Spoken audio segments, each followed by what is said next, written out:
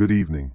I'm Jojo Zaza, and this is your primetime broadcast on DV Real News TV, where we bring the world to your screen, one story at a time.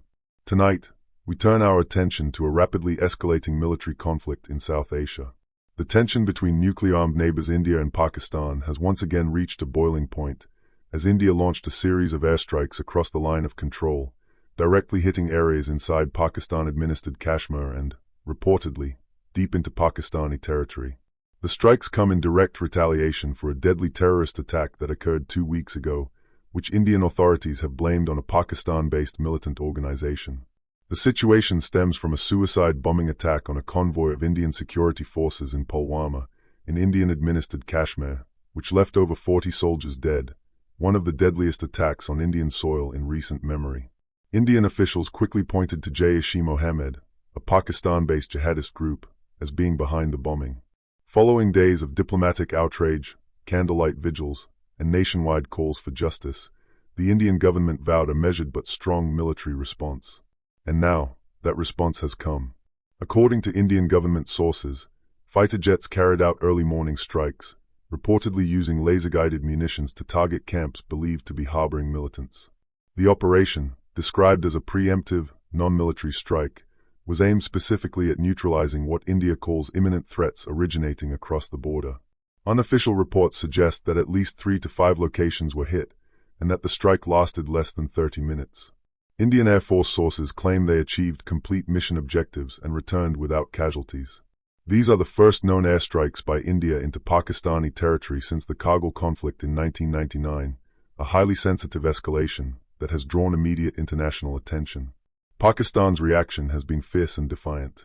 In a strongly worded statement, Pakistani officials condemned the airstrikes as a naked act of aggression and an attack on its sovereignty.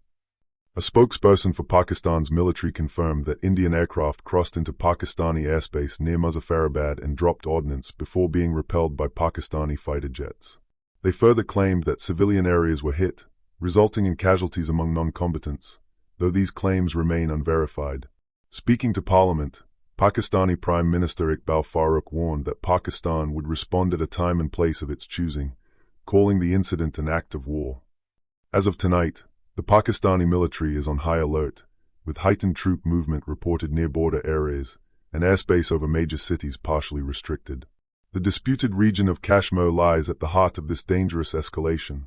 Claimed in full by both nations but divided by a heavily militarized border, Kashmir has long been a flashpoint for war and insurgency. On the ground, the situation is tense. In Indian-administered areas, military convoys have been spotted heading north, and civilians have been advised to stay indoors. In Pakistan-administered areas, locals report hearing explosions, with emergency sirens blaring through the night. Fear grips both sides of the line of control, as families stock up on food, cancel travel plans, and brace for what may come next. The international community has reacted with deep concern. The United Nations Secretary-General has called for urgent de-escalation, urging both sides to refrain from further military actions. China, a key regional player and ally of Pakistan, has urged restraint but stopped short of condemning India.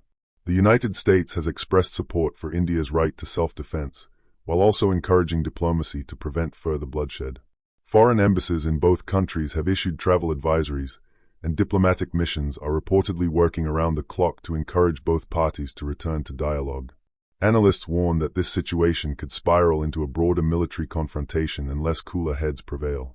India's move marks a shift in doctrine, from strategic patience to direct military retaliation, signaling a more assertive national security policy. For Pakistan, the strike is seen as a violation of international norms, and one that cannot go unanswered. With both nations in possession of nuclear weapons, even a limited conventional war carries the terrifying risk of broader catastrophe. While governments trade accusations and prepare for possible escalation, the true cost is borne by civilians. In both nations, the mood is somber. Vigils continue for soldiers lost in the Pulwama attack, while families in border villages worry about being caught in the crossfire of a conflict they did not choose. Human rights groups warn that displacement, loss of life, and infrastructure collapse could follow if full-scale conflict erupts, making it imperative that diplomacy not be abandoned.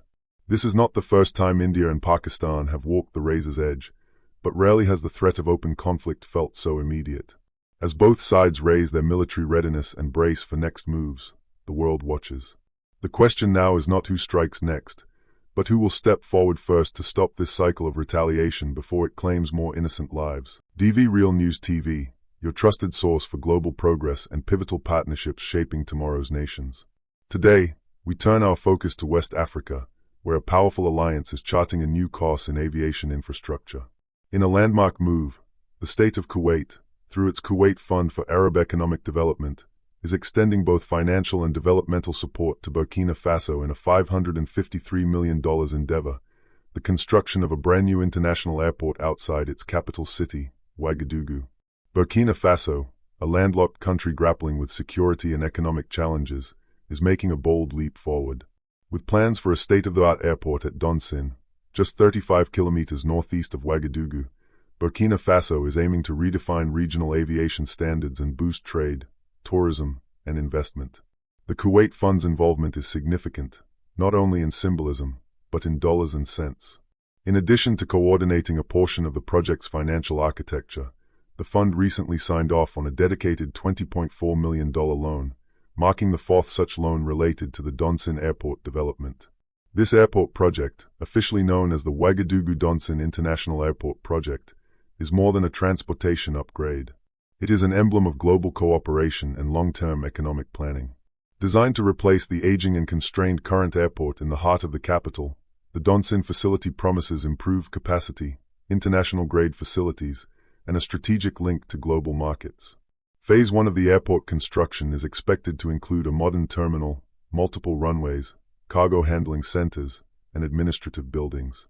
Future phases will expand capacity even further, aiming to turn Burkina Faso into a central node in West African air logistics.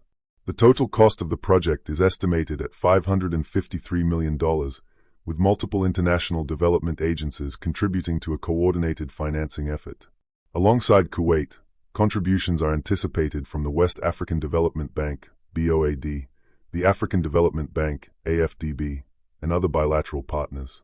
According to officials, the loan from Kuwait will specifically go toward infrastructure related to water, electricity, and access roads leading to the airport, key components needed to make the facility fully operational.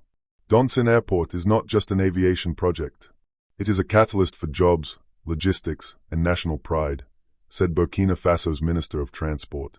We deeply value the commitment shown by Kuwait, which continues to stand with us in times of need and in times of growth.